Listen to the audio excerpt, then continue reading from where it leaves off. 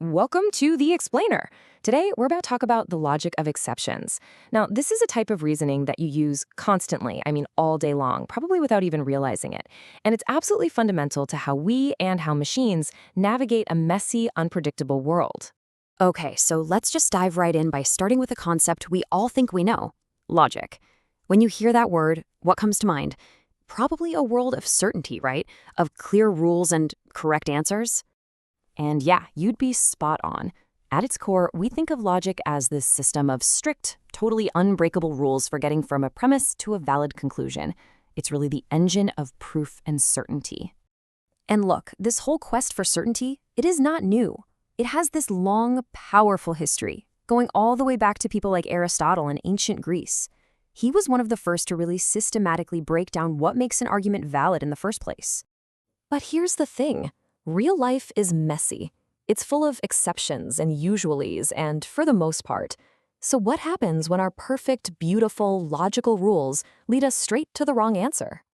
To really get what I mean, let's first take a look at the world of traditional deductive logic. You can think of this system as having these ironclad, totally unbending rules. And for centuries, this system just got more and more refined. You had Aristotle developing the syllogism, that classic three-part argument. Then the Stoics came along and expanded on it. And way later, medieval thinkers like Thomas Aquinas perfected these methods for deducing absolute truths from things we already knew. So the crucial point here, the thing to really get, is that this kind of logic is what we call monotonic.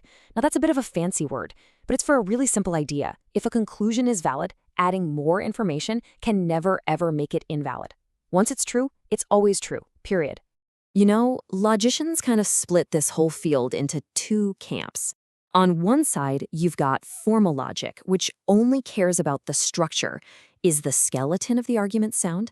And on the other, you have material logic, which cares about the content. Are the things you're actually saying true in the real world?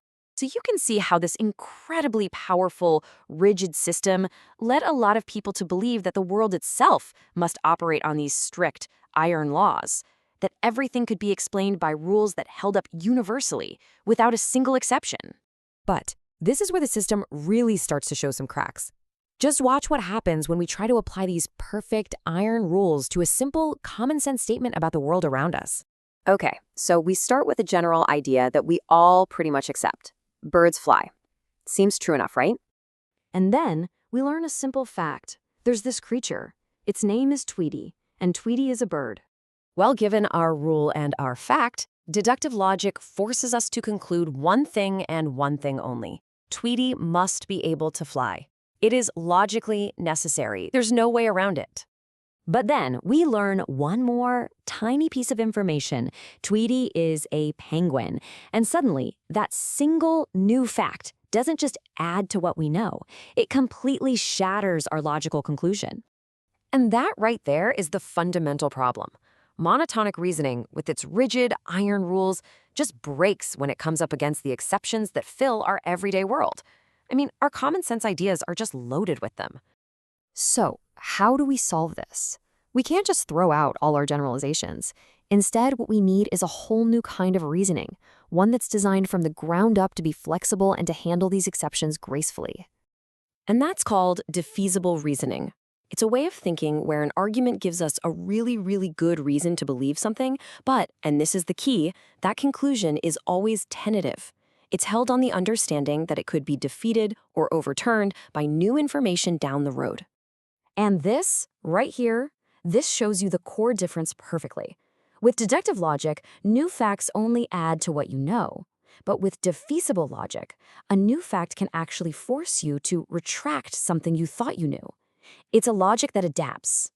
The philosopher David Armstrong had this great metaphor for this. He argued that the real rules of the world aren't like iron, rigid and brittle. He said they're more oaken. They're strong, they're reliable, but they have the flexibility to bend without breaking when they run into an exception. And believe me, this isn't just some abstract philosophical game. This flexible, oaken kind of logic is absolutely essential for solving some of the most complex problems we're facing today. This type of reasoning is crucial in so many fields. It's how AI systems try to make sense of a constantly changing world. It's how our legal system handles duties that can be overridden by other more important duties. It's even how we interpret the unspoken rules of a simple conversation. Take artificial intelligence, for example. There's this famous challenge called the frame problem. Basically, how does a robot know that when a ball rolls across the room, the color of the walls doesn't suddenly change? Well, it has to assume that things stay the same unless it has a specific reason to believe they've changed. And that is a classic defeasible inference, an assumption you hold on to until it's defeated. And you do this all the time without even thinking about it. For instance, you might conclude you don't have an older sister. Why?